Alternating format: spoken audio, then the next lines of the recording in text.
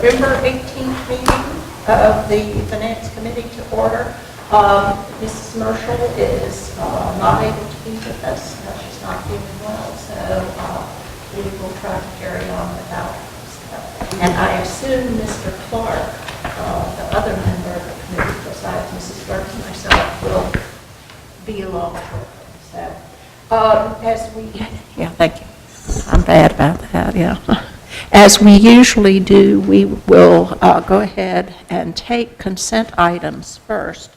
Mrs. Burke, do you have any to pull? Yes, I would like a better understanding of C4, C8, and C10, please. C4, 8, and 10.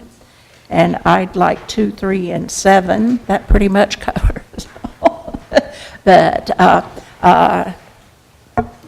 would you like to move to approve the others? Yes, I move for the approval of the remaining items. And I will second that. Okay. C2, please.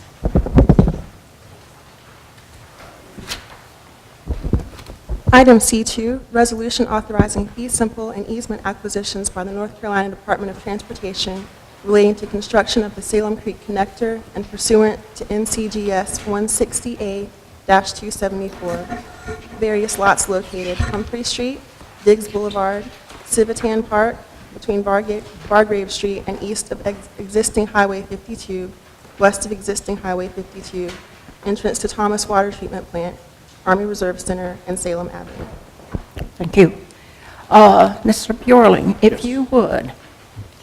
My main question about this item is that NCDOT is going to pay for taking away our property. That's correct.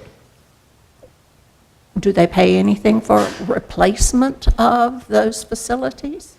Yes, they are paying. They had independent appraisals done by independent MAI appraisers that have made us offers on the fee simple land that's being taken, the easements being taken, both permanent and temporary.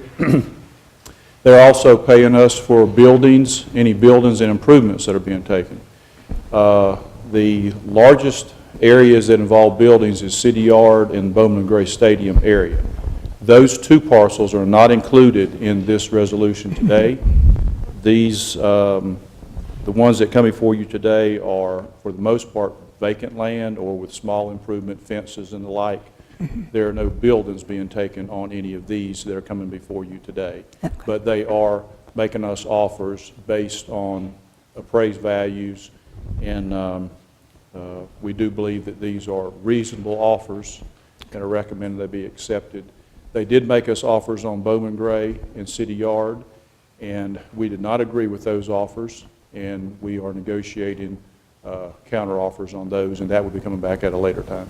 Okay, thank you, thank you. I'll move approval or. All right, I second. And then I want to make a Yes, discussion. please. Whenever the state comes in and they take your property, they will appraise it, but most of the time, if you try to move it further, you don't get that much further with them if you don't accept their appraisal. I think you should explain that a little bit more of how they go about with their appraisal, and if a citizen, I don't know, we're talking about the city now, would not agree with them, what would be the next step? Well, if anyone did not agree with a condemning authority, they would certainly have the right to get their own appraisal and make a counteroffer. And that's what we're doing in 2 instances with NCDOT. We have reason to believe that those offers were not sufficient, and we're getting appraisals, and we'll be making counteroffers to those. But these that are coming before you today, we believe that they are reasonable and not controversial. But anyone who has an offer made, they have the right to make a counteroffer, and ultimately it could go to mediation to try to settle a dispute. And I'm glad you said mediation. Just because a citizen decides to go to mediation, it does not mean that that citizen is creating any problems. It's just that they feel that the state has not given them what they would like for them to have. And after the mediation, then if you don't like what they're saying, then you can go to court with it. Exactly. But it does not mean that you're in some type of confrontation. You're just simply as a citizen. I experienced that. And it was a very positive something. I disagree. We go to mediation. If I don't want to stay in mediation, I can go to court. But it's not that we're having any great arguments. We're just talking about citizens' rights and how they work with the state Exactly. of North Carolina. Yes. Thank you, thank you. Thank you. All in favor? I guess it's the two of us. Yeah. Unless you would include our vote. Okay, you all. Our lawyer says no. I didn't hear that. Okay, thank you. Okay, item C3, please. Item C3, resolution authorizing the exchange of certain property owned by the City of Winston-Salem with certain property owned by the County of Forsyth pursuant to the provisions of NCGS 160A-274, properties located off of Balsam Road and Rolling Hills Drive. Thank you. This got me terribly confused. Okay. If we went in together with the county, half and half, I presume, on the Balsam Road property, and then we sold our half to the county, then in the bottom paragraph, oh wait, we've got a different version here, but it says that we would deed over to the county the remaining half interest in Balsam Road. So what did I miss along the way? Okay, let me begin from the beginning, try to clear up any misunderstanding. There was more than one piece of land out on Balsam Road. What we have remaining out there is a half interest in a piece of property. On the Rolling Hills Drive property, we have a half interest remaining on that property. As it's stated here, we gave a half interest earlier to the county. So we have half interest in those two properties, and those two values added together is $1,041,136. That was What we owe the county for the construction on the facilities that are described there is $966,545. So the difference between those being $74,591. So the proposal is that in lieu of paying the county nearly $1 million, the $966,000, that we would give them our half interest in these two properties, and that the net difference would be they would owe us an additional $74,591. okay. All right, now it's beginning to sort out. Thank you. Madam, I think if someone would read on page 37 of our draft, the first, second, third paragraph in 2007, I think they would better understand, because we're also talking about Brookwood development where we have our firing range. Correct. Who's going to read it? Yeah. Do you have that?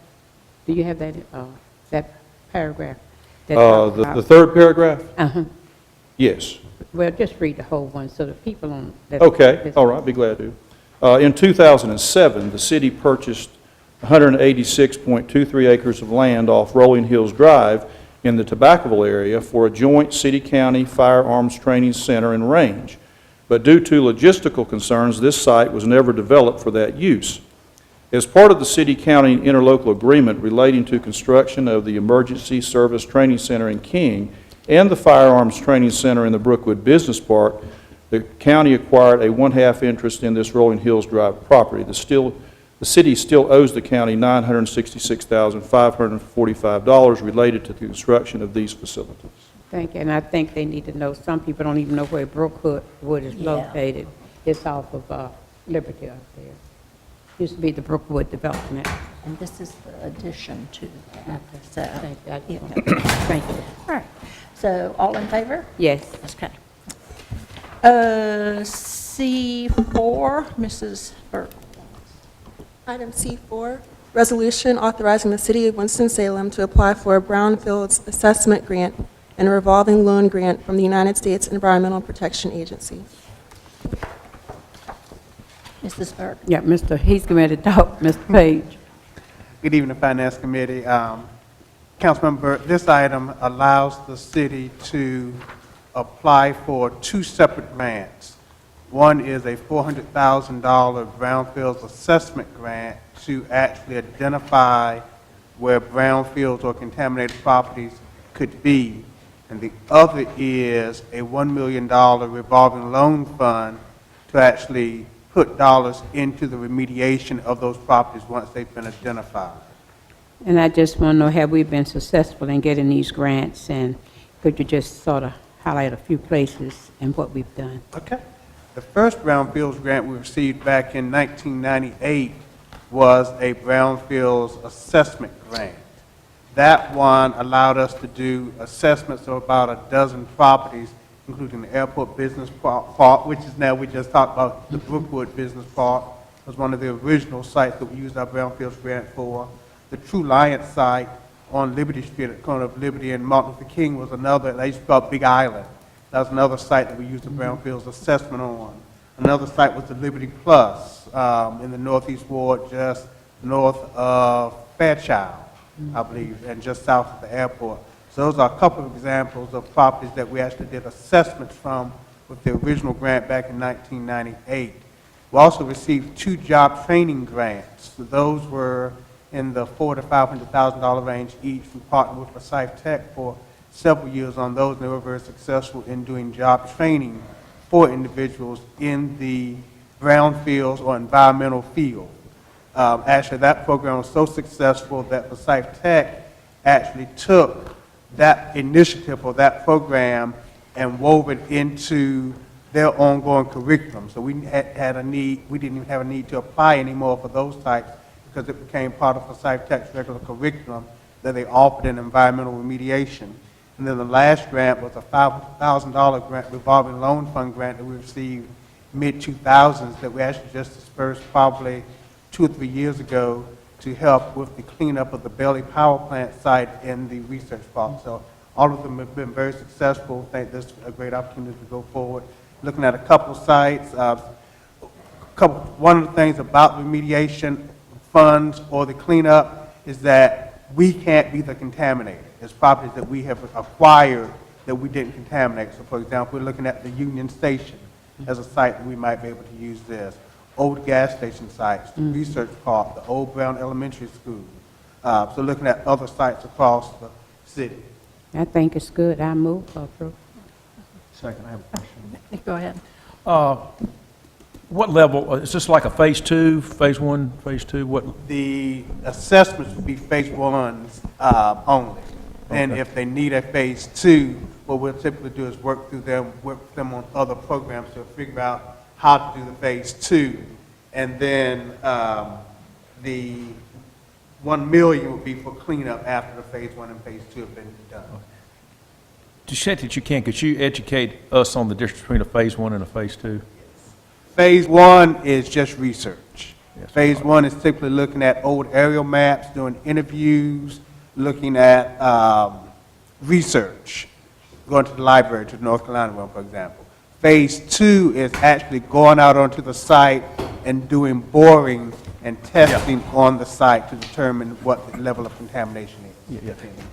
My experience in this area is that the phase 2 is the critical one. You can do all the research you want, but until you actually take a core sample, you really don't know what's in the ground. And I guess the other question, how close do you work with Dina?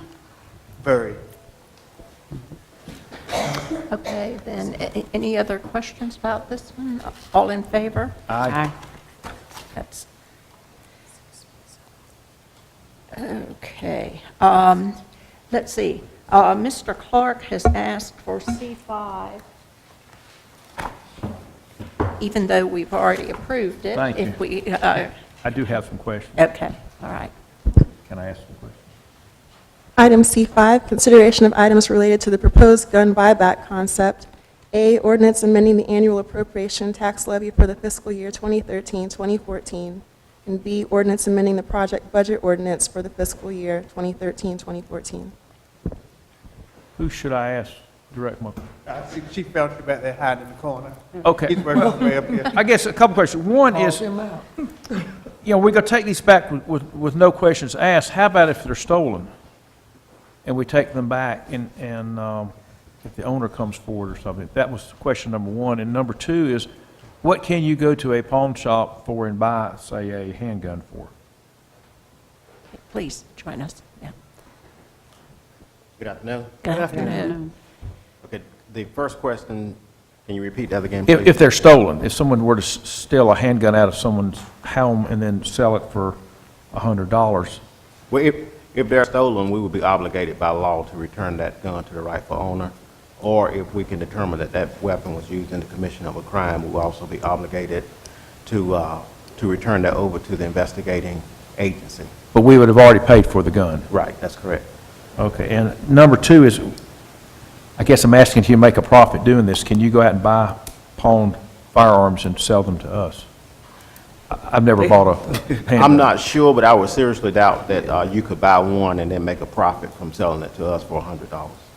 Okay. Guns cost that much? Yes, ma'am. Yes, thank you. Have we ever done this before? Yes, we did it, if memory serves me correctly, I think it was 1996, 97.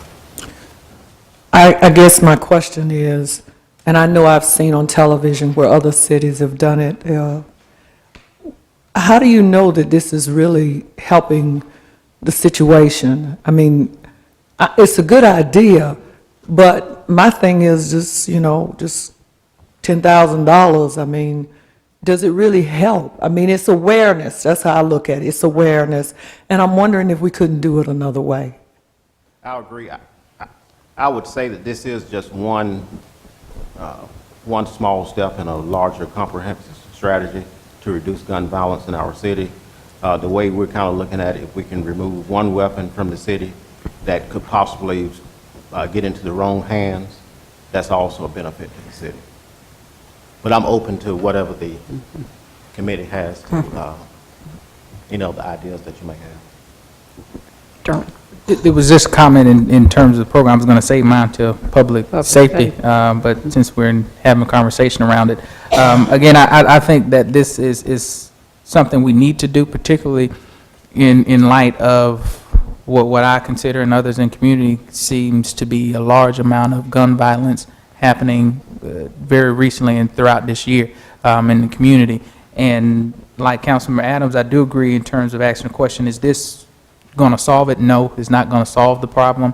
But I think we have to continue to look for additional ways in addition to this on how we can educate our community. And then we have to have real partnerships with other organizations and programs in the community to go in the areas that we know are having these issues with gun violence. And so I think that this is just a small step in the direction of going and trying to help reduce, because if we look at some things, I think we have some issues that we have to really take a hard look at. Yes, ma'am. Madam, I was going to say, when you do come before the public safety, give us some background when we had that first one, and who was the ones to initiate that first buyback gun program. That was it. And Mr. Garrity, you've probably given us this before, but in light of all of the gun violence issues we've had, probably since October, I think is when it kind of started, could you give us a breakdown of wards of where these issues are occurring? Absolutely. One of the things that Chief Cunningham, excuse me, Chief Roundtree, sorry. One of the things that Chief Roundtree wants to talk about with the Public Safety Committee is the bigger initiative to address gun violence, and how that possibly could use the gun buyback event, Like a because it's an kickoff. event. It's kind of an event, it raises community awareness. James. Yeah, I'll save most of my comments for public safety, but since we're discussing it, I will say that it appears, based on the presentation, that citizens can trade guns for cash by turning in their guns at a designated community location, and we still have no clarity as to what that designated community location is. I would challenge the staff to look at where the calls are coming in for alleged gunshots, where the violence is occurring in certain communities, and try to set up the designated location that we're discussing in those communities. And, I guess historically, we've looked at one particular location, and everybody comes to that location. But if we look at other locations, instead of one location, we still allocate that $10,000, but use 4 locations in communities that are having those problems. Right. And I think that you would get a little bit more buy-in from some of the community there. So instead of having one location, I would suggest several satellite locations. Thank you. Any other questions? This one has already been approved, so we will go on to C6. Also, Robert. Yeah.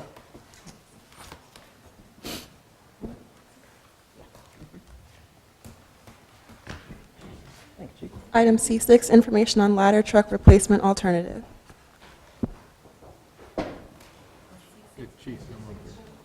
Fire chief, no. This is information only. My question here, and by the way, I like the idea of refurbishing the truck. I appreciate you being thoughtful there. My question had to do with the training facilities you're going to build. I did participate in a training program up at the new facility at And King. in King. I was going to say you had to take 3 lefts and a right to get there, but I can't remember what road you turned on. It seemed like me, would this not be the place to put it up there versus other locations? And do we not already have buildings? See, like me, I climbed into some buildings that look just like those. What's the difference between what you got here and what we have up there? Right now, we don't have anything here. The training building or the training tower that we had for the city was out on the Forsyth Tech campus years ago. It was torn down, so we no longer have that facility here. And so what those training modules would do would provide the firefighters with places right here in the city where they can conduct their training on a regular But basis. this does exist up in the King area? These big- King has a training center up there, yes, sir. Well, why don't we just use that one? I thought that was the, Well, for one, we have captains that work at the stations here locally within the city limits. This will provide them with the opportunity to take their people to that training site on a daily basis. If you notice, our furthest station is located out off Polk Road. So we have a challenge in taking the vehicles, 2 and 3 vehicles, up to King on a regular basis to conduct training on a daily basis. So this provides us with a place right here within the city to go execute those training drills on a daily basis. well, I guess I'm disappointed if we built a community training center that doesn't meet our needs and we're the biggest. I'm assuming, Lee, did we participate in the cost of that? Yes, we shared in the cost. In the previous item we just talked about, where we shared in the cost both for the fire training facility and the police law enforcement firing range. So we did share in the cost. Again, I was only up there for a morning, but it seemed like me it was a first-rate facility. And what we're saying, because it's a little bit too far away, we're going to duplicate what we got up there. This would not stop us from going to King and conducting various drills that are best suited for that bigger site that has more props and conveniences for training. But this will provide for those smaller drills where firemen can actually execute those on a regular basis. So it won't replace King in what it offers to us as a department. Thank you. Okay. Chief, one question. What is a hose evolution? Hose evolution could be several things. It could be simply when a fire truck arrives at an incident, then firefighters have to pull the hose from the truck to get it to the door of the house or to the structure. They may have to pull the hose from the truck to take it to a hydrant and then connect it back to the truck so it can get water into the truck, and then you can apply water to the hoses on the fire. So there are several kinds of hose evolutions, but those are just 2 easy examples. So it really means just using hoses? Yes, ma'am. correctly. Okay. For activities associated with any type of incident that require them to use water. Thank you, Chief. Councilmember, Yes. if I may. Chief, I'm looking here at the possibility of a new ladder apparatus. And it appears that there will be savings in the area of $500,000. Yes, sir. How would those savings be achieved?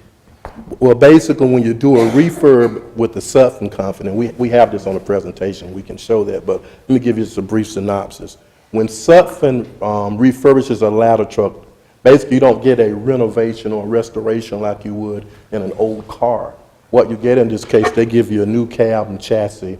You get a brand-new truck. Everything that the firefighters sit in and everything that you see compartment-wise, that is all new. What they do, however, do in this case is restore the ladder. And of course, you can see the ladder itself is the other cost component of that truck. So the $500,000 savings is actually associated with the ladder. So they refurbish that ladder, bring it up to current specifications and any other OSHA and other regulatory-oriented needs, and then they put that ladder back on the truck. So we, in essence, end up with a brand-new vehicle that can serve the city for 15 to 20 years, just like if we had purchased it new. It's a good deal. Yes, sir. Thank you. Yes, ma'am. I was thinking, since this is a public safety, and it's not only public safety. It It is on public safety. We're going to do a little more. Yes, ma'am. And I'm not going to vote right now. I'm going Well, to get, we've already approved. I'm going to redirect my vote. Okay. Well, you get to vote at your committee. Yeah. Yeah. Thanks, Chief. Thank- Okay, that was C6, yes. Okay. C7. Item C7, ordinance amending the annual appropriation and tax levy ordinance for the fiscal year 2013-2014 to fund the Winston-Salem elected officials internship program. Okay, who's talking? Okay. Hi, Carmen. Yes, I wanted to just, let's see, is this 7? Yeah. I will just simply say that I have a problem with the concept of paid interns for city council members. I'd like to hear other comments. Yes. I share the same concern. I'm sort of share the same concern. To me, when people do internships, that's just like money. When you add that to your resume and you've gotten a real good internship at state, national, county, and local government, that's my opinion about it. It's, and in fact, I think it is a wonderful idea for having volunteer students, as we have had, obtain internships with elected officials, if that elected official chooses to have. Yeah. But for one thing, I think it needs to be a student. Is that already The proposal would be they either have to be a current student or within 1 year of graduation. but our present policy on volunteers? Presently, the volunteer one says you have to be a student. Derwin? I'm probably the closest one here on council to recently graduating in college or university. And I agree wholeheartedly in terms of concept of internships, but also on the fact of additional incentive to individuals. I know I've had some great interns who've been, but also to get individuals who are competent, as well as some of those top individuals who you will want to intern with you as well. And even looking at summertime when people come through and intern to offset additional costs that students have and incur, I think it's just an additional incentive in terms of a program. And I think that in line with other programs, I think that we wouldn't be alone in terms of being able to offer some type of stipend to students who would do interns. I'm not sure what the pause would be in terms of offering the actual compensation for those who would intern. I agree with you on this. I just feel like that if someone wants to do something, again, internship, co-op, whatever they call it now, I did a co-op, and I didn't get paid for it. I did it because, one, as Councilmember Burke said, I needed something on my resume because I'd been in college for 4 years, and that's how I did it. I just think that if we do this, we need to open it up to everybody in the city because, and I know people might think, well, college students, we want bright, young, yeah, but there's some people out there in their middle ages that could do this as well. And I figure if we're going to pay people, we might as well just pay everybody and let everybody put their name in. May I ask a question? Yes, City Manager. The internships that we had with people earlier back there, would you explain those a little bit? Currently, we have an elected official volunteer internship program where volunteers can sign up, fill out a form with Human Resources. They currently have to be a student with one of the universities And we've had, how many have we had come through that? We have not had many come Okay. through that program at all. I'd say fewer than 5. I misinformed, I didn't want that, Ms. Carew. The internships we've had before we started with the, which is a good idea, is to be commended. Talk about those a little bit. I mean, the We've had some the before. elected official internship No, programs? Just internships Yeah, in they general? come in, city manager's office assistant, into community development department, in the fire department, we've had internships. We frequently have students come to us who are looking for internships to get information, to get experiences that really complement their educational, practical experiences that complement their educational experiences. And those are, for the most part, have been volunteer internships. When we talk with students about those, we really try to the best we can come up with experiences that are really meaningful and not just photocopying or things like that. We really want them to have good experiences that they can actually take to the job market or graduate schools, and that make them more marketable to both of those. So, but they're primarily voluntary internships. May I just? Yes, go ahead. We had long years ago from the school system, one of the first structured internship programs with high school students. And we have some of those students who came here, in fact, they did their training when the computer was the thing, just getting into that. And we had them in the fire department. We had them in every department in city government. And they went on to college. And 2 people went directly to jobs. One went with U.S. Air out of high school, and the other one with the Haynes brand. And then he went on to college and finished, and still stayed with Haynes brand. And we have viable internship programs going now. We have one in the police department that's been very successful. So the question I would ask, if we start paying for elected officials internships, how would that affect the overall internship programs that we already have going on? Well, we have an elected official internship program now that's a volunteer internship. This would, the proposal here is to actually complement that program by opening that program up to people who are not necessarily students, as Councilmember Adams said, and to restrict the paid internship to people who are students that have highly academically achieved. Councilmember Taylor, did you have a question? Yeah, I did just want to make a comment. I helped to start the elected official internship program. We haven't had a lot of people to participate in that program, but I would say that I believe that Councilmember Montgomery and myself, if I'm not mistaken, have been pretty much the only 2 council members to take advantage of having an intern. In this city, no matter what we're doing, we want to attract and retain our young professionals. And we want to continue to attract and retain the brightest and best minds in this city. Part of the problem we've experienced with having interns is that in the summertime, you have some young men and young women who don't have a lot of family support.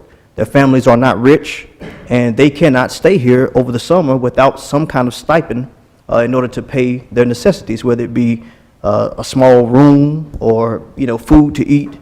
So what we want to do is continue to say to those young professionals in our city, we want to teach you, we want to show you the ropes on government, but we want to help you be able to stay here in the summertime when it's most difficult to be able to stay here. So that has been the largest obstacle, Madam Chair, is being able to provide a stipend for those who want to stay here. And I think this concept is a good one. Thank you. And I will say that, additionally, one question, and on those internships across the board, I know for a fact that there have been some that have been paid outside in terms of individuals who've come and interned with the city. That's correct. There have been, typically those are ones that have had some grant funding associated with it, though. That's news for me, I didn't know even paid interns. And additionally to that, there are other individuals in terms who want to participate with us. Again, I think it's an added incentive. When during my senior year at Winston-Salem State, or going into the summer year of my senior year at Winston-Salem State, I interned here in the mayor's office. I was not the regular intern in that because I was actually part of another program that paid me, and that program placed me as an internship in the mayor's office as a part of that. So I think that there's an added bonus to being able to have those type of things in it in terms of what you get. And said, you all got another council member on council. You know, maybe I don't know, maybe that's a thought, but I just think that there are opportunities that we can have by adding that additional incentive with having pay to it. If we're looking broadly on terms of those other internships, and if we have to cost pay that, that's a decision that this council can have or to make, or whether that's a city manager decision or not. I think that there's something that we have to have a discussion around. So what you were saying was that there have, in fact, there been opportunities to pay a stipend through a grant process. There have been some opportunity, the paid internships have been few and far between. There haven't been a lot of them, and most of the ones that I know of were grant paid. But that's not to say that there might not have been others that I'm unaware of. Okay. I mean, that certainly makes sense to me, to bring in funding for internship, but just to have across-the-board internships allowed where people are paid a stipend, I think it's a bad thing to start. Maybe this is something that we need to discuss as far as grant opportunities and whatever to pay for internships. But as far as this goes, what is the decision of the committee? If I can make an additional comment, please. Yeah, please. Mr. Garrity, every council member has a budget in order to get stamps and things of that nature. Where would the funding come from in order to provide monies for this elected official internship program? The proposal before you, Councilmember Taylor, would be to move $22,000 out of contingency. We have about $180,000 left out of our $200,000 contingency budget. So it would be general purpose funds that would be used. That's the same source we use to pay for the budgets for council members, for mailings, for community meetings. And we're talking about a relatively small amount of money. We're not talking about $50,000 internships. So just a relatively small amount of money to help those students. My last comment will be, I don't think we should throw the baby out with the bathwater here. If there are concerns about whether or not we should open this up to the larger community versus just students or other concerns of council members, I suggest that we at least hold this in committee and have further discussion. I believe this is an opportunity. I mean, we have a council member here who was an intern with the city. Who paid through a grant. But paid through, not through the city. Well, my point is, if we want to have conversations on how it was paid, I think that's another conversation. But we have a person sitting here who came through the internship program who was able to be one of the brightest and best minds in the city who's sitting at the round table with us. I don't think that we should take that for granted. There are others who will come, others who will follow this particular model, and I think we hold it in for discussion and work out the kinks, and maybe this could be a good thing. Obviously, sitting beside Councilman Montgomery and working with him, I know that it is. Okay. Committee, what, Well, you want to, Well, I hear kind of the three official committee members aren't particularly in favor of it, so I would think it would just stay in committee. okay. I'm not All going to right. make a motion either way on it. okay, we can stay in committee. All right, we'll keep this in committee and continue talking about Yep. how we can perhaps further the discussion. It seems to be sort of all over the place at this point, so, okay, very good. So, May I just say, just like we had Mr. Page to give us a report on the, this grant that they were applying for brownfields, maybe we could see, and with our two council people, maybe you all can do some research to see if there are any grants also along with the city that we could come up with. I think we should, okay.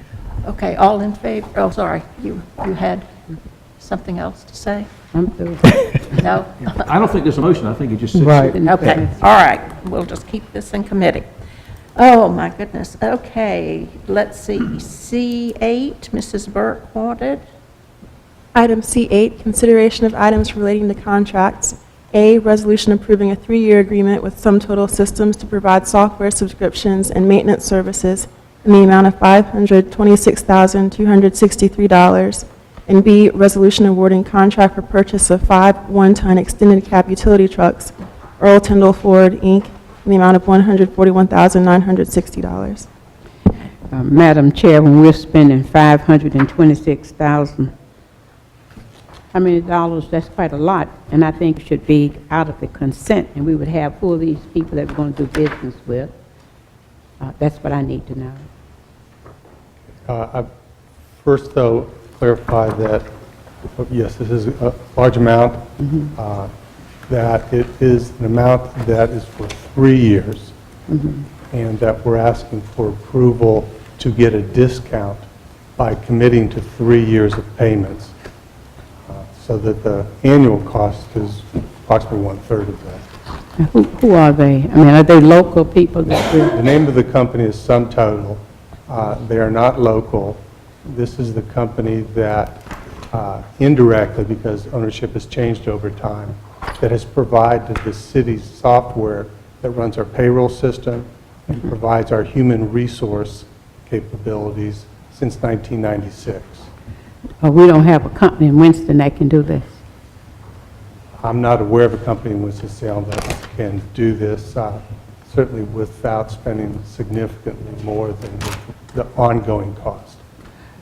Mr. City Manager, I would just like for us to do a little background to see if we can find any companies in Winston, since we have emphasized do business with local people, with our taxpayers. Councilmember Brooke, I'd be glad to look. The challenge here is this is not a contract to award a payroll system. This is the annual maintenance for the software system. The cost to purchase a new payroll and HR system would be a couple $1 million at least. So to change vendors, we're kind of caught with this company as long as as long as we're running their software. Well, we're going to keep this software on and on. At some point, we will look at changing it out, but again, it's a major capital. There would have to be a real strong reason to want to spend that amount more than to be able to spend a small fraction of that amount on an annual basis to continue the services. I just like us to be aware of these tax dollars, Yes, ma'am. and taxpayers are struggling, trying to make things for themselves, keep their homes going, keep themselves surviving, and if we can do anything with local, it is very important. Yes, ma'am. Thank you. Mr. McCutcheon. On this item, I would say in terms of how long have we been with this company? The software... 96. It has significantly evolved, has gone through ownership from 3 different companies. This company has owned the software now for maybe 2 or 3 years. But the software itself, we've been using this specific software since 96. Many generations later, but yes. Right, but it's, been updated, all that stuff. But my point is similar to Councilmember Burke's, not so much about the actual cost of this, but the question about have we actually really looked at some of the additional new innovative technologies that are out there, particularly to look at our payroll and HR that could potentially look at additional savings across the board for not having to look at some of these subscription fees that are associated with those things, even though we may not necessarily be used to that, but something a little bit different. We'd like a response to that. 3 years ago, we did a rather extensive evaluation of all the software available to provide these services to the city. We did an RFP, and from that evaluation, we determined that the existing software we have is comparable to most everything in the current marketplace. We made further investments in the software 3 years ago to bring up the advanced capabilities that we have today. And as such, I think that we do have the capabilities within our software which is current.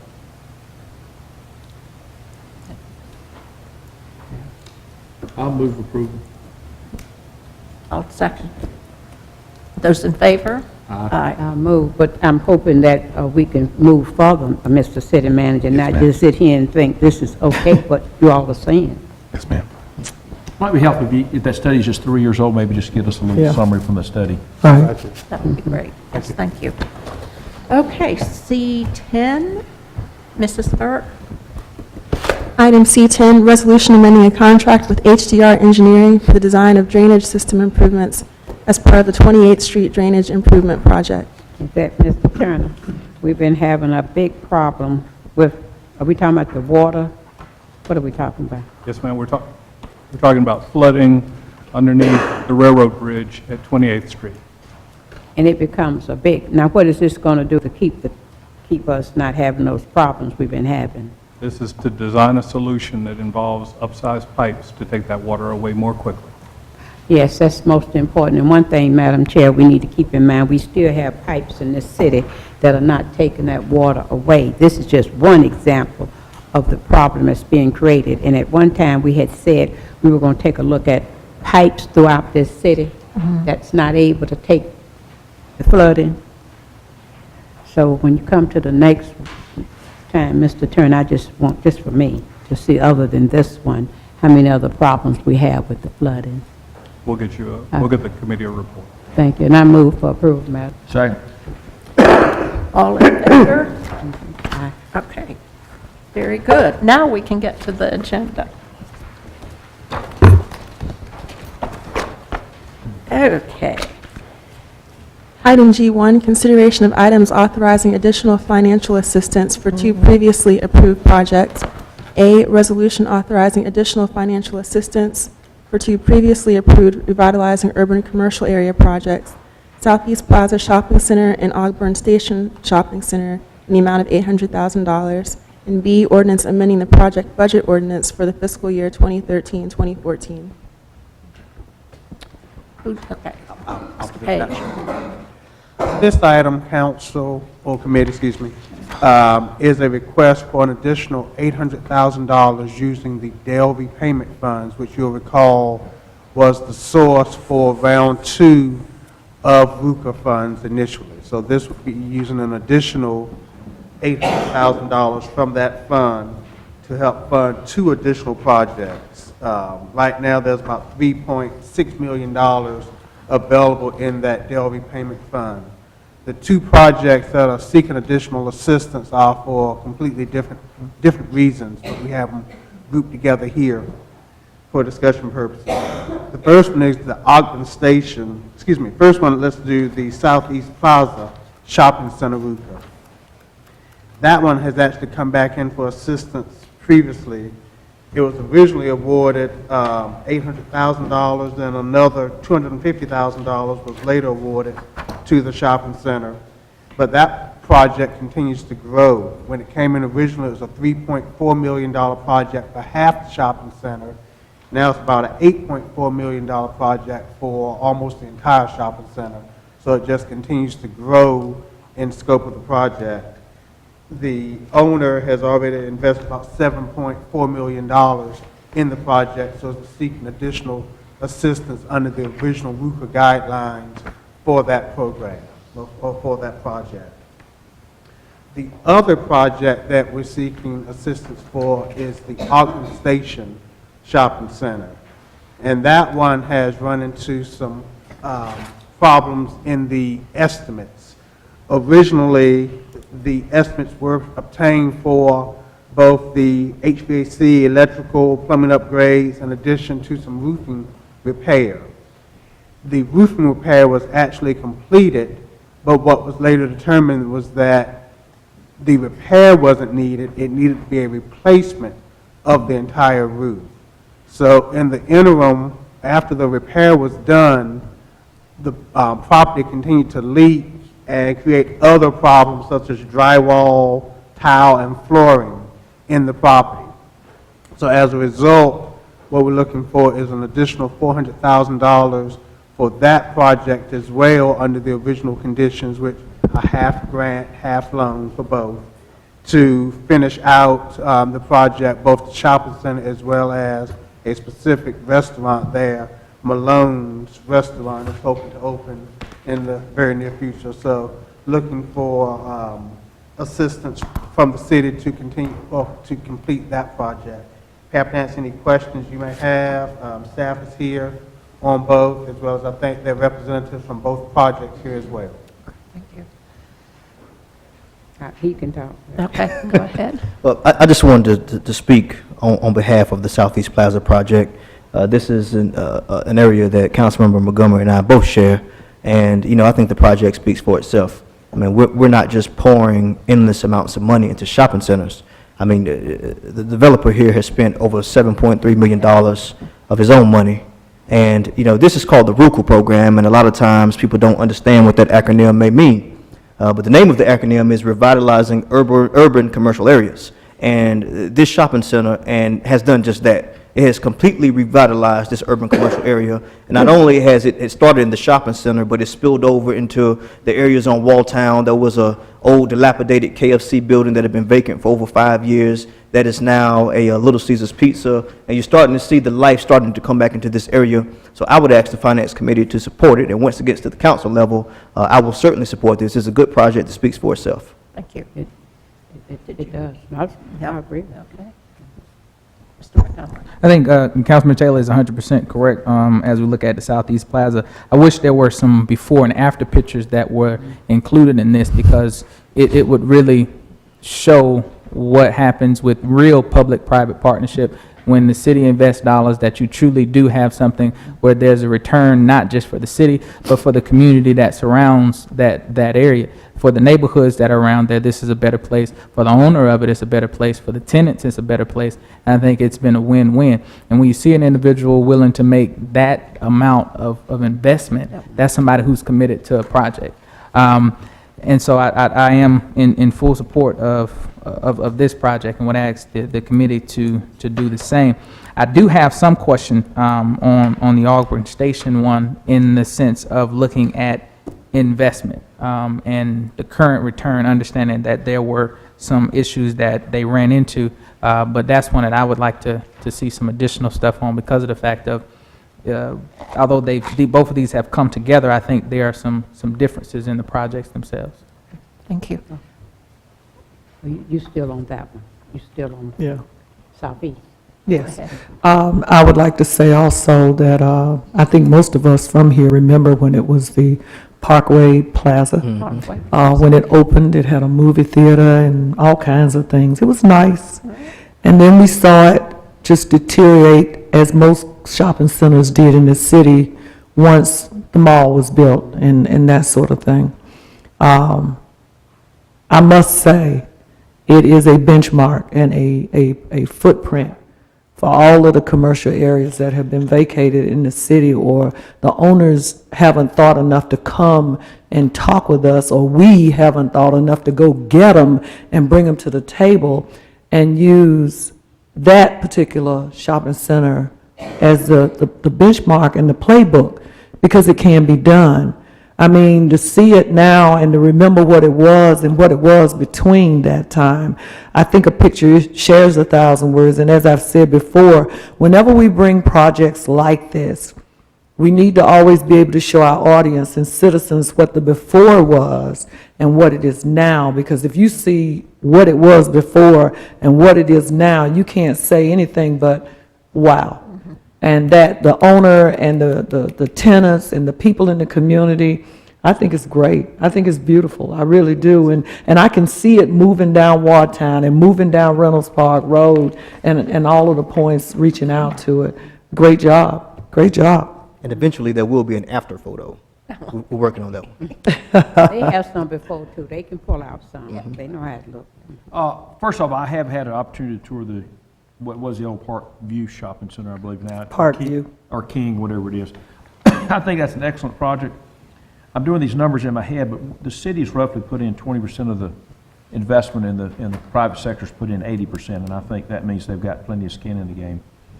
My concern with the Auburn Station, and I'm looking on page 7 of section 1. Yeah. We're looking at a total with the new addition of 1.3 million, of which the developer has put in about 15%. And I do have some concerns that there's not enough skin in the game on the respect to the private sector.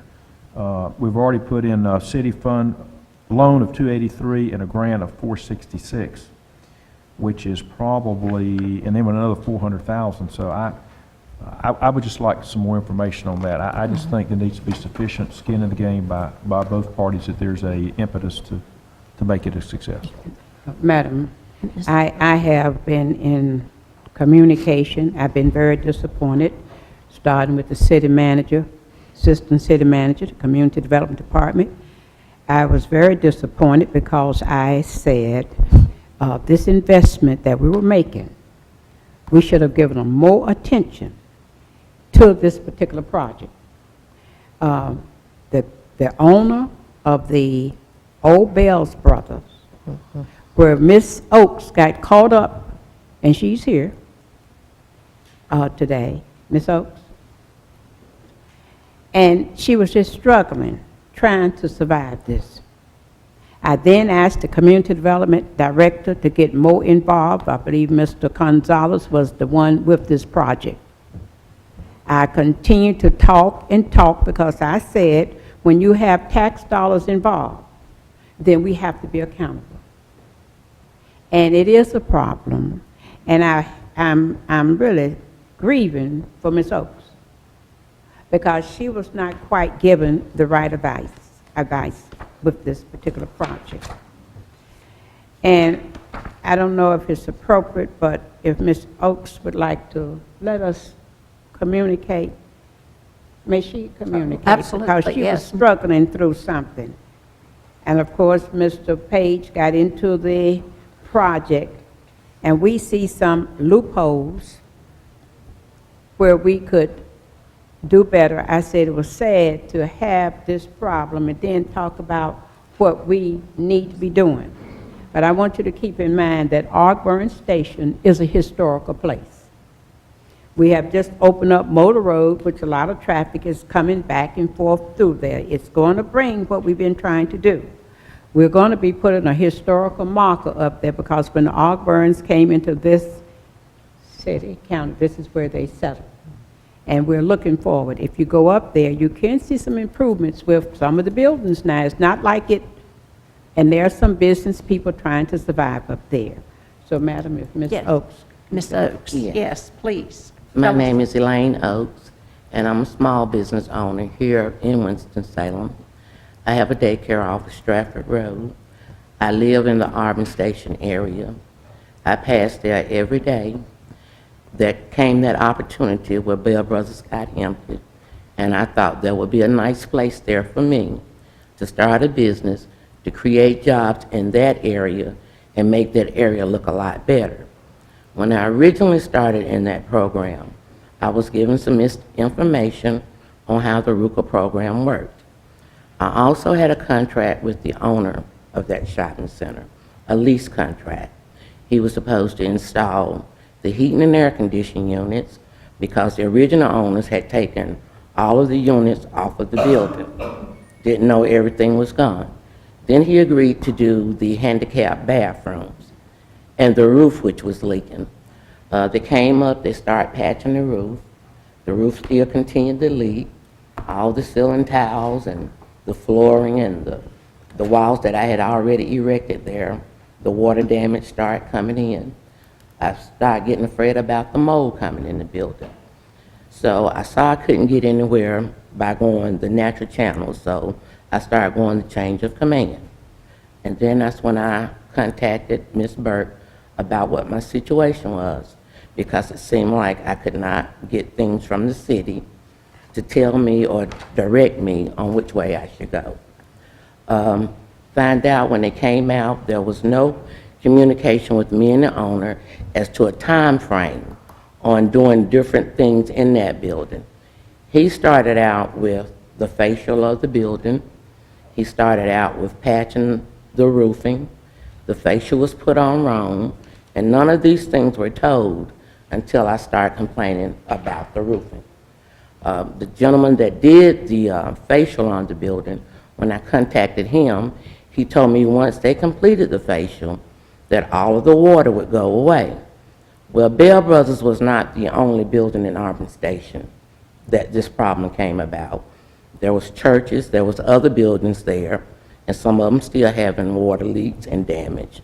but the city had given out funding to come up there and do some of these jobs, as well as the painting on the building. Well, we had not started with the Bell Brothers as far as cutting out windows and doors and doing these different things, so the painting came about. So now the painting on the outside is messed up as well. It's peeling off. It was not a good job that was done. And me personally, I had set aside an amount that I would put in this project. But now I found myself spending almost $60,000 or $70,000. Plus I have an attorney now because I had to go that route to deal with the owner of the building. I feel like he sabotaged my project. He invited me to a meeting with some other gentlemen one day, and he tried to get me to sell out, and I told him I would not. I had invested too much of my money into this project. Well, the last thing he came to me and said, well, now I want rent money, and if you don't give me rent money, I'm going to shut your project down. So from that point, I have been fighting with that owner in that shopping center for over a year, and now my attorney fees are about $17,000, and still have not come to a resolution. So I'm here today to see if I can get some help to continue my project. Thank you, Ms. Stokes. Does anybody have a question for Ms. Stokes? No? Well, Okay. it's kind of related. Do you want to Is talk the about- Ogburn Station Shopping Center original loan with the leasee or the owner of the property? Mr. Gonzalez, will you help us whoever. out? Councilmember, we have two projects. We have the shopping center project that has a RUCA allocation, and then Ms. Oaks also has a RUCA allocation for the business itself. So they have two loans there. Okay, and I guess would like some more information here, because now we got two RUCAs involved in this. Seems like maybe we need some more information on what's the status with each one of them and Yeah. who they are and all that type of stuff. Sure, we can give you all the details, yeah. Okay. And if you could, when bringing us the details of this, was some of the repair work by the owner done improperly? As Mrs. Oaks is saying, that it sounds like it really was done wrong. Certainly, that's the indication at this point. Yes. Okay. And, okay, just suggestions about how we go about rectifying a situation that's gone on so long and costs so much, Yes, Ms. Adams? Thank you, Madam Chair. The thing that I even mentioned when we started to do this round two of RUCA, and I remember me saying this, that we need to make sure the project is progressing at the level that it needs to progress. We as the city, because we got money vested in it, we should be inspecting the work. I said this, inspecting the work of the contractors, getting with the owners, because if it's not going according to spec or compliance or the city of Winston-Salem's ordinances, then we need to pull the plug, or somebody needs to do something or say something. I think it's sad, like I always said, where are my before pictures and where are my after pictures? I can read all day long, but I need to see some visuals of where we are and where we're going with this. And I asked that we have an update. Okay, we had the update, but we never had the pictures. Nobody came and said, well, on the Ogburn Station project, council members, we are somewhat, remiss on what's going on. We're working with the owner on the Southeast Plaza. It's going according to plan. It's moving right along. They paved the parking lot, blah, blah, blah. I can't believe, and going forward, Mr. Garrity, I want to see this every time we bring an economic development project to this council. This is crazy, people. This is not the way you do business and not the way we leave people that we are supposedly helping. Now we leave them out there on a limb, and we didn't stop it when we could have stopped it before it got to this point. We could have stopped it. We could have stopped it. I'm through with it. Thank you. Madam Mayor, just say, I tried to stop it. And I said to the city manager, as clear as I possibly knew how. And I even said to Mr. Brooks, when you assign projects to the staff needs to be accountable. They do not leave people hanging out there. And then to have a person continue to ask them, please do this and please do that, and unheard words were being said. And when they tell me, now we have something in place, but if they had put in place what the councilwoman had said, I can remember all of this. And it just seemed like they just took this RUCA money, a project that can be successful, we do know that. And I think we've been unfair to Ms. Oak. We haven't done our job. Derwin. Couple questions, and maybe this is to Ms. Oaks or to another. In terms of the actual ownership stake, do you have an ownership stake in Auburn Station itself? In this, you have ownership stake in the building, or? Yes, I've already did probably about $150,000 worth of work inside of that building. And so you have that one specific building within that. And so I'm trying to understand how the other owners of the other properties, how that coincides with this, because this is all in one lump dollar and it's not separated. So I'm trying to understand that. It's one owner for this whole shopping center. I leased the restaurant part of it, and I applied for RUCA money in order to redo the restaurant. So when we got involved into redoing the restaurant, found out there was no water lines in the ground. Everything was corroded. So I paid for that out of my pocket. It was an extra work order. And when I submitted it to the city, I said, this is the owner's bill, not mine. Because I had nothing to tie in anything that I was doing into any type water lines. Well, that bill got put on my account as well. But I think Mr. Brooks and them, they have been working diligently with me here lately, trying to make it work for me. So as the lessee, you have been responsible for the entire upfit of your space itself? Thus far, yes. You shouldn't be paying no rent. Mr. Taylor? I just wanted to make a quick comment to say that I agree with Councilmember Adams.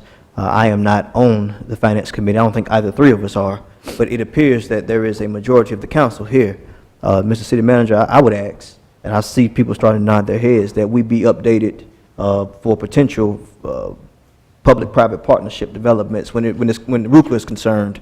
Before and after pictures, keep us updated along the way, Councilmember Adams. I did want to say, in full disclosure, I can't speak to all of the RUCA projects, but I do know that the Southeast Plaza developer has kept us updated along the way. You know, I've sat down every step of the way and heard every bit of proposal, from the parking lot being fixed to everything being done. So I don't want to make it seem like everybody's not doing a good job. And I can't speak for all RUCA, but we've got two different situations here. I want to state that. But in the future, this shouldn't happen again. We should be updated every way along the way. Mr. Clark? Yeah. Oh, I would like to make a motion that we move forward with a recommendation to Southeast Plaza Shopping Center additional RUCA funds, and that we, secondly, that we hold the Auburn Station in committee pending additional information. I second that motion. all in favor? Aye. Aye, very good. Madam Mayor, I just say this, in all fairness to Ms. Oaks. And I said to the city manager, I said to the assistant city manager, I do not agree with what you all have done and how you have done it. Seemed like people were so busy, I guess, and didn't take her serious with her project. And she was so frustrated. And then I got into it. And to see if you have a person who's assigned to work with the people, the business people. See, this business, this community development and business area of it, we've not done the best job. That's what I'm going to say. Then I kept talking. But if it went unheard, for me, not paying me any attention, what you think they do to a citizen?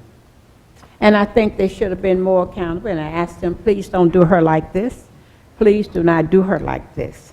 I said, because it's not fair. And when you say not having anything in it, it would appear not like the Southeast, because I know, you know, the finances and what you've done. You've been one of the partners in this city, and we appreciate it. But she did not have the same kind of means, but her money she spent was just as important as that others have spent true. with their projects. Same. So, I mean, so I'm just going to say, Mr. City Manager, I would hope that we would be able to work. Councilmember Burke, we will bring you a full report. There are many, many details about this project. It's been going on for a long time. Ms. Oates has had some, not her fault, but some of the people who have worked with her and her landlord have not been always honest with her as well. But we will bring you all that information. Yes, Okay, thank you. Thank you. There's a motion. Oh, we already voted on it, I'm sorry. There was a motion, though. Did I vote for it? We I believe we made it. Did we vote for Yeah, we voted. Okay. I was before it before I was against it. Item D2, resolution authorizing a lease agreement with Coliseum Park Plaza Corporation, providing space for the relocation of employee medical HR training engineer field office, 710 Coliseum Drive. Mr. Bjorling? If you'd like, I could give you a short overview of Yes, this please. resolution. As we made reference earlier, the Salem Creek Connector is a project that is going to be a big benefit to downtown and to the area around there. Part of that involves building going through City Yard. There are some buildings that are going to be required to be taken. Employee medical building, property maintenance administration building, the car wash, the truck wash, communications building. Of most urgent concern right now, though, is the necessary relocation of the employee medical, HR training, and engineering field office. An interim location is needed. We need about an 11,000 square foot facility. It needs to have ease of access for employees that can get in and out, handicapped, and folks going to the medical center. It needs to be a reasonable cost. It needs to have a reasonable term. We don't want to get locked into something long-term, 5 years or something like that. It needs to be 2.5 years. It needs to have a functional interior layout. We don't want a site too small that is insufficient, but we don't want a site that's too large that we're paying for unneeded space, more space than what we really need. It would be ideal to have a space that is in close proximity to the city's fiber optic system. The exterior parking facilities are of utmost importance. It's crucial. We need 75 parking spaces, which is more than typical office space. Typically, an office space of 11,000 square feet, you'd only be allowed about 37 parking spaces. We need twice that many parking spaces. We also need space for large fire trucks, sanitation trucks to be able to get in, ease of access in and out to the employee medical building. These sometimes require reinforced driveways and so forth so that the parking lots are not torn up. We began a search back in about May and looked at about 30 facilities around town, office buildings. We faced numerous obstacles, primarily parking, because, as I said, that is something that's really driving the locations, the parking. We could not extend an offer until after NCDOT made an offer to us, because the compensation they're giving us will provide for the relocation to an interim location. The long-term hope is that a facility can be built on city land, but we have to be out shortly after the first of the year, so we need an interim site that can serve for about 2.5 years until we're ready to take the next step. We searched a number of spaces, and we are recommending a site at 710 Coliseum Drive.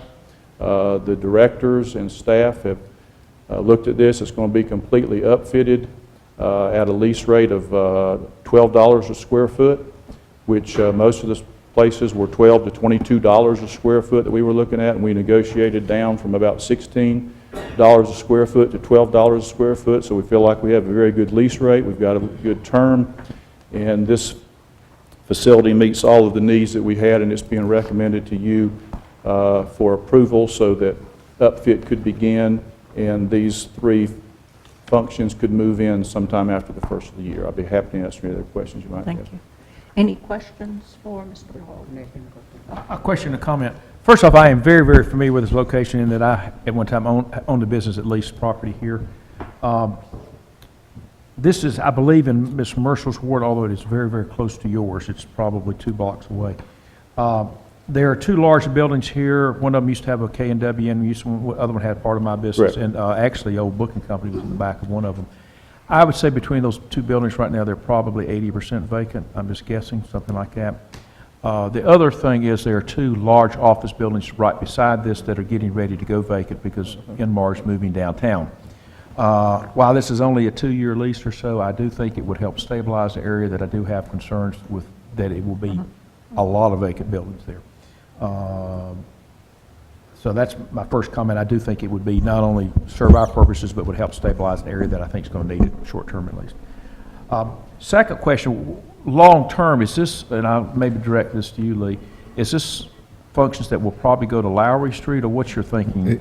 They will definitely go to Lowry. The first phase of Lowry that this council approved the financing for back in the summer, the bonds that we've already sold, is under design right now, and the first phase of Lowry is for these functions as well as sanitation. Okay, thank you. Any, Derwin, you had it? Yeah, you said when do we need to move into this facility, or need to move out of where we are? They have given us a deadline of the 1st of April, and the landlord has said it'll take about 90 days to do the upfit once a lease is signed. So we are approaching a rather tight time frame at this point. And the reason I ask that is I look at some of the methodology here in the questions of inadequate parking, as well as accessibility, and as well as some additional things that are there. And I would like a little more on that, because a couple of those locations that talk about inadequate parking, at least 3 of those I went and I checked today, and I know for that at least 2 of those have more than the parking, and then in terms of the accessibility, that seemed to be there as well. So I have some questions on that. And maybe I'm not fully understanding the method that was used to make that assessment, and just seeing if I know we have some time constraint, not sure if there's some time to be able to get that information, if it could be held or for some additional conversation on that.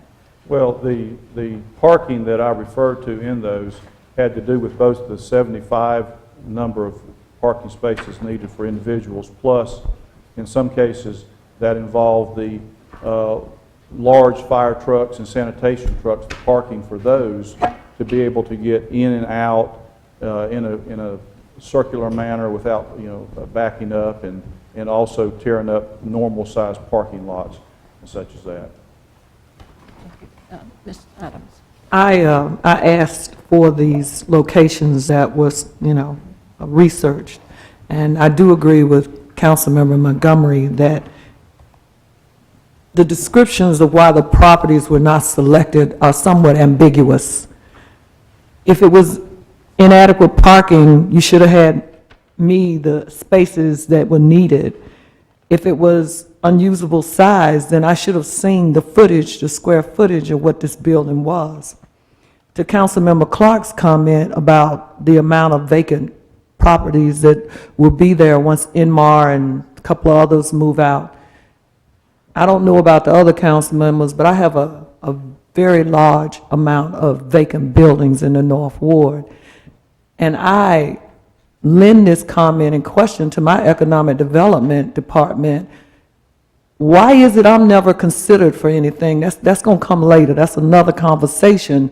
But you have you got North Point down here, and I know that the place where the post office building is, I don't know how much space is up in there, and this other space, I got that, what does you call it, Cherry Street something that was there where they put all these buildings, and I got plenty of parking space.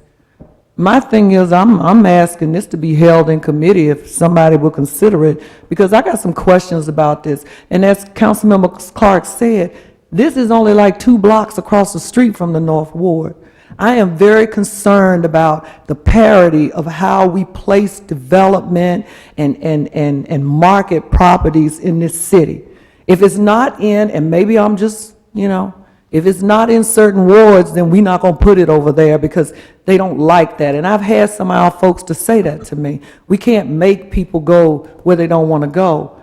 But if you take what Southeast Plaza did, no one wanted to go there either.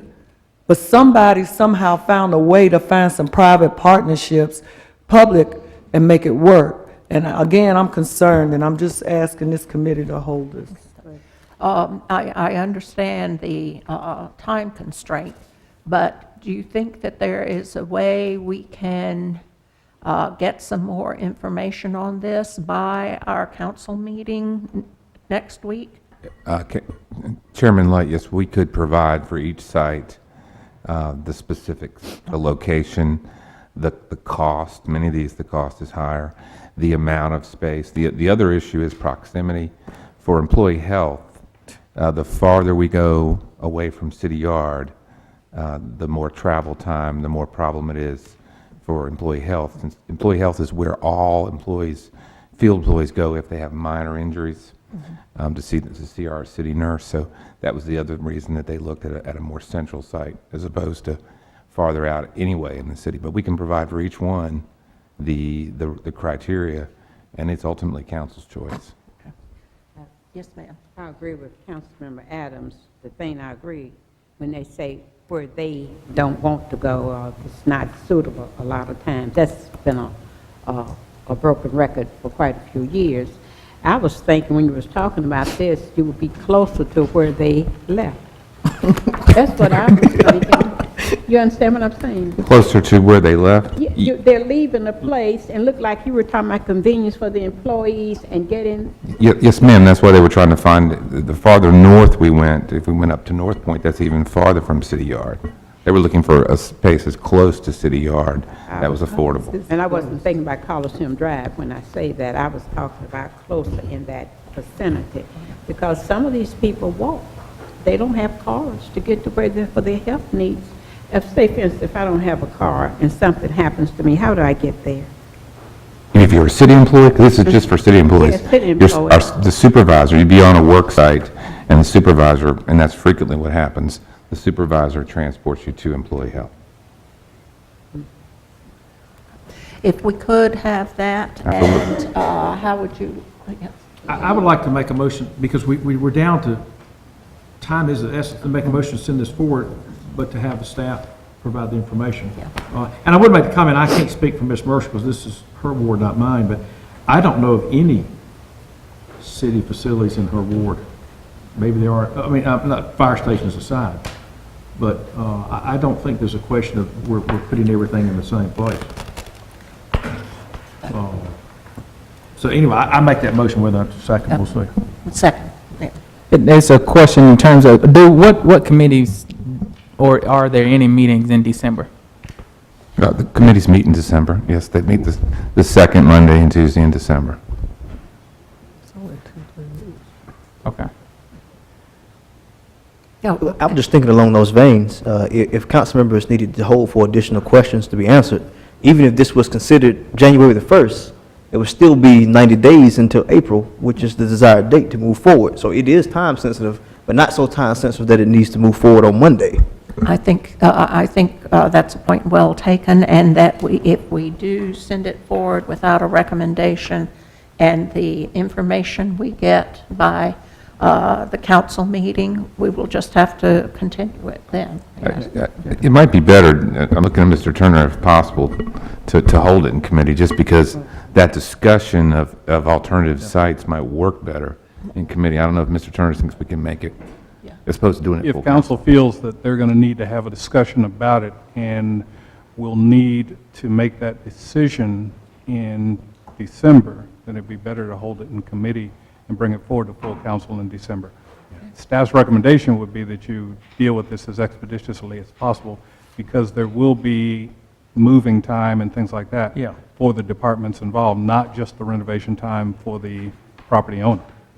Thank you. Would you like to amend your motion? I'll amend it to holding committee, but I would like to make a comment, and that is, Do you want me to second it? yes, ma'am. If you got 91 days and it takes 90 days, you got to be careful there. As Mr. Turner said, we got to move, you got to get phone lines put in, all that type stuff, signage, et cetera, et cetera. And I think December is the latest we could do it. We've got to make a decision to December. Comment. Councilmember Clark, I heard what you said about Councilmember Marshall not having any city buildings or whatever in her ward. I got that. I'm talking about buildings and people and things that are catalysts for economic development. And if we can't do that in these other places in the city, when we have an opportunity, again, Mr. Garrity, I'm asking for you, and again, we'll talk about that tomorrow too. I need a matrix showing the amount of economic development over the past 4 years by ward, by businesses, by streets, paving, bike paths, greenways. I need to see that, because the data will show that there's nothing going on in my ward, and I got a problem with that. One more comment. Yeah. Keep in mind, this is going to Lowry Street. That's where it's going. And that was an empty building. I bet that building been empty for 15 years, 20 years, I don't know, forever. I know there was a paper recycling, had a little part of it. All we're looking to do is set this thing up for 2 years till we can move it. And I do know a few of the other locations that I know are not adequate, just based on the addresses. One of them was in my ward on Country Club. But I just urge the group, this is a temporary relocation, we got to get it done, and if it takes 90 days, you know, that's, most of this is interior, I'm assuming, so we don't have to worry about weather too much. There might be a little bit of outside work, but that we're just cutting this awfully close. So anyway, it's been... Okay. One more comment, Madam Chair. Yeah. I'll take the 2.5 years if it comes to the North Ward. Right now, I have nothing. I'll take it, because once they move out, maybe somebody else will want to move in. Okay, thank you. We're holding this in committee then. I have one more thing. We have 2 minutes left before Mrs. Burke's committee. This actually is from Chairman Marshall. She wanted me to ask about the Nissen Building funding agreement and where we stand, how much we have in the Nissen Building, because at one point, I mean, that was an economic development sort of situation where eventually it was going to pay us back by being sold as condos. As it stands now, I gather that only the management group is actually making any money off of it. So Mrs. Marshall was asking about if this wasn't about time to start, you know, reaping the benefits of that, and perhaps that using that money for other economic development projects in the downtown. So if we could get some sort of... We can provide a report.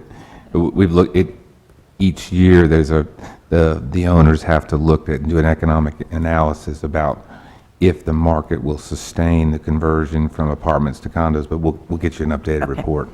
Yes, ma'am?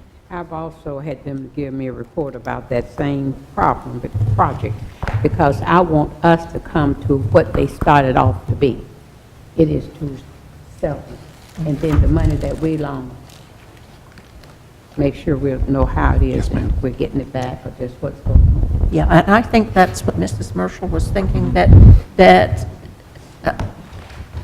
places to live in downtown are pretty much in demand, so at any rate, yeah. And to that same point, I've had those same conversations with some of the representatives in downtown and some of the additional investors, because the city wasn't the only additional ones in there, so there's several other groups. And in that same conversation, to make sure that at the time when it does start to be repaid, that everybody doesn't get the jump in front of of the city to get their money back. All right. Okay, if there is nothing else, we're going to end right on time. Yes. We're adjourned.